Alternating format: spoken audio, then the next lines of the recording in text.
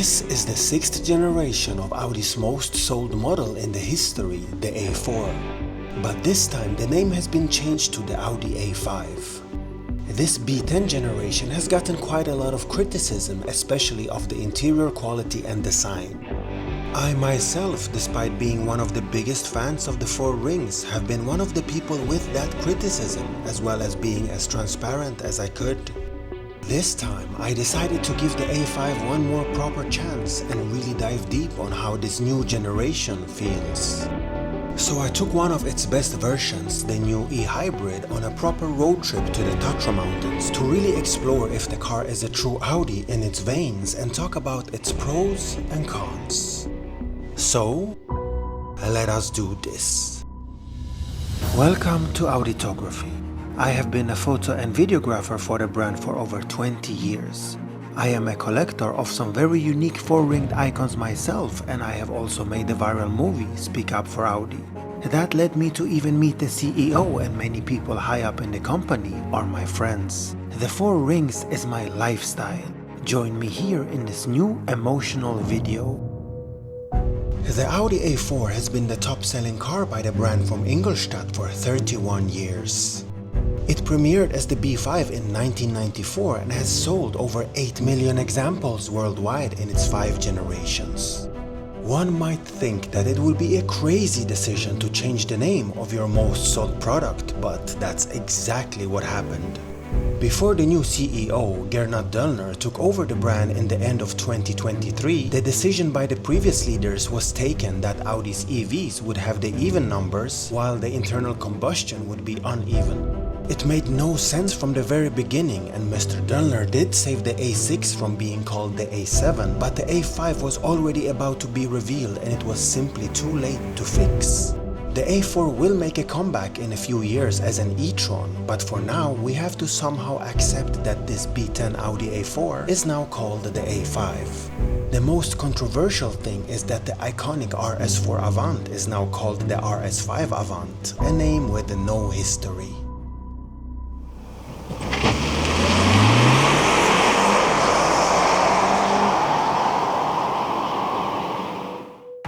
This 2026 Audi A5 E-HYBRID Quattro is a new generation plug-in hybrid with a total output of 367 horses and 500 Nm of torque.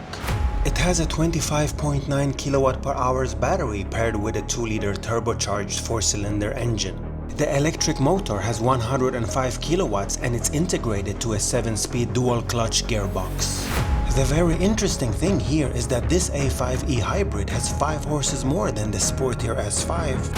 I'll come back to that later in the how it drives part of this video, how they compare. The downside of this A5 being a hybrid is of course the weight. With a total of 2095 kilos, it is actually on par with the RS6 C8 Avant.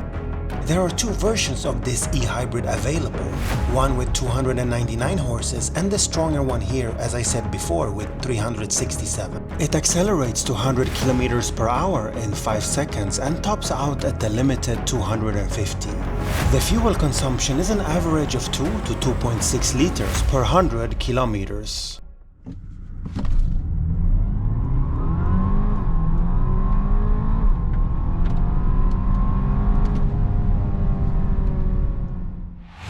Overall, the B10 generation is a pretty decent looking car. It has proper Audi proportions and I can't complain about how it looks.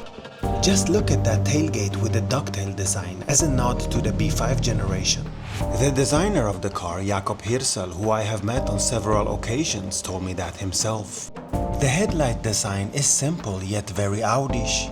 Thank goodness it doesn't have the horrendous split headlight design as we can see on some new Audis of late.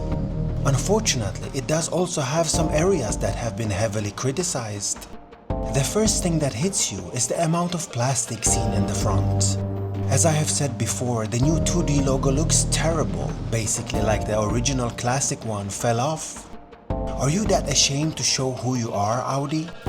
The good thing is that the proper brushed aluminum logo is coming back, as you can see in Audi's latest Concept C. The new head designer Massimo Frascella has said it himself that the proper quality has to come back.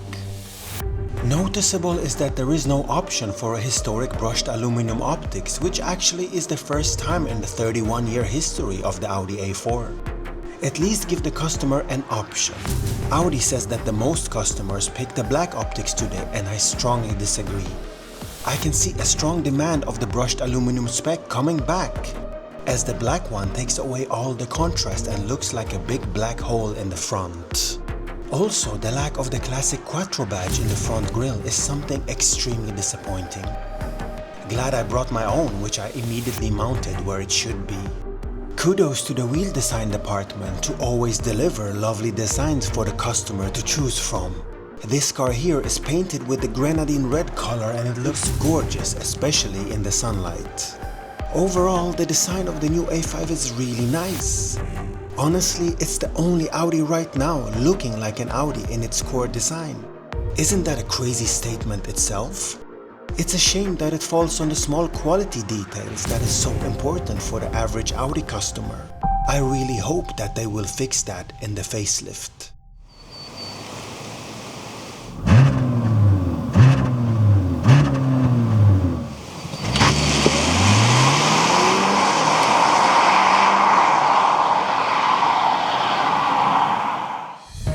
Here comes the part that I wanted to emphasize the most, and that's how this new A5 E-HYBRID drives.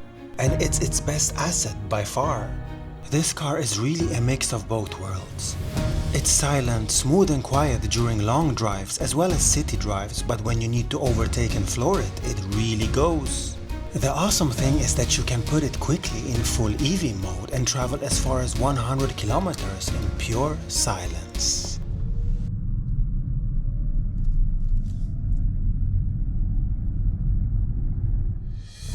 The balance of the car is really impressive and it eats curves easily. You don't even feel the extra weight over an S5, for example. And when we compare those two, they are quite similar actually. Surely the S5 sounds better and gives you more emotion and is more fun to drive. And off the line, the A5 would stay with the S5, while later on, because of its weight, it wouldn't be able to keep up. So the difference is not that much as you would expect. Also, exterior-wise, they look identical except for the exhaust. The A5 E-HYBRID surely is cheaper to own and costs you less to drive. It's all a matter of what you look in a car after all. But the A5 E-HYBRID ticks more boxes than the S5 for sure. It's the ultimate daily driver.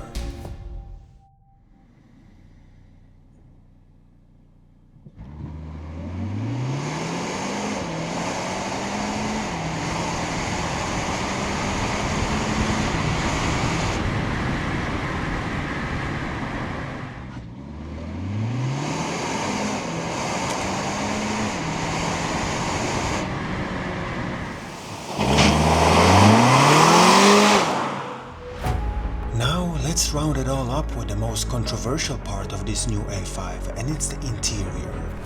I myself have been very open about how I dislike being inside these new interiors, which in my opinion is a complete disaster.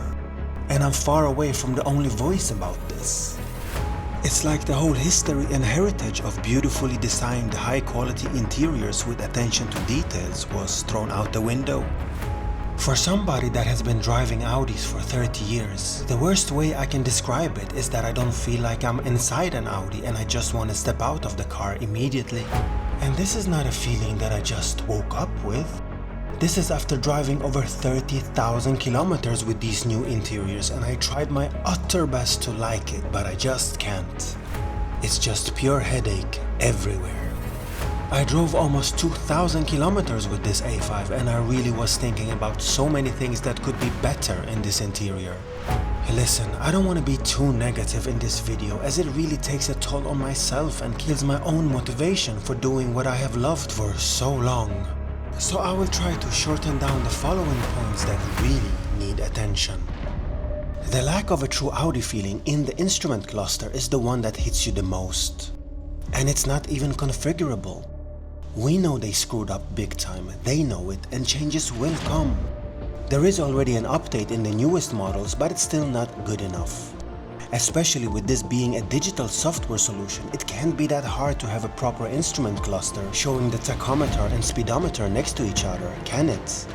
Where are all the details that we love so much in Audis? For example, the model definition on startup, or all the beautiful designs of the gauges. It's such a simple fix. Know your history. One of the most disturbing things I noticed when driving this A5 the long distances is the constant reflections hitting the screens. And no wonder, for the first time ever, there is no shade in the cluster for the driver. We are talking about 100 years of history of Audi, and just like that, it's gone. And it really is bothering and simply dangerous. And the piano black all over the place makes the reflections even worse. This interior should be called a reflector. The additional passenger screen is completely pointless and hardly ever used by your passengers because they have their phones. A well-designed dashboard also featuring the iconic Quattro badge would be so much better.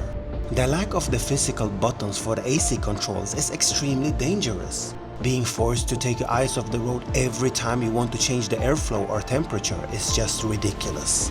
Luckily, I myself have seen the next generation interiors and the physical controls are coming back. Thank goodness for that. The nibbler as a gear shift selector just removes so much driving feel. I really hope that Audi comes to their senses and gives us a proper one somewhere down the line. Ask any Audi owner out there. It is important. Then the steering wheel. The utterly hideous steering wheel that you have to stare at all the time when driving is something that I will never understand. Thank goodness that the future interiors will go back to proper Audi steering wheels, and I cannot wait. The seats are lovely and grip you well. That's something that has been my favorite part of the new interiors. One thing that I wonder over and over again is if the engineers and designers that did these interiors really drive the cars for tens of thousand kilometers to really understand how annoying, dangerous and unpractical they are. The B9 generation was so perfect. It had lovely quality, design, attention to details, and most of all, it was very user-friendly. Everybody loved that interior, so why change a winning recipe? So the interior of the B10 A5 needs so much work just to make an Audi owner feel anywhere near at home. Let's hope a bit of that home feeling will come with the B10.5 facelift as soon as possible. The Audi A5 E-HYBRID Quattro is a good car, there is no doubt about that. It just falls on a confusing and low quality interior and some exterior details that don't live up to the Audi quality and feel.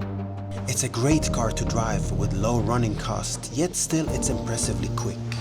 If Audi fixes the interior issues and adds some more soul to the exterior, the B10 just might be remembered as a great car and not the criticism that came with it initially. Let's hope that Audi listens. Thank you for watching.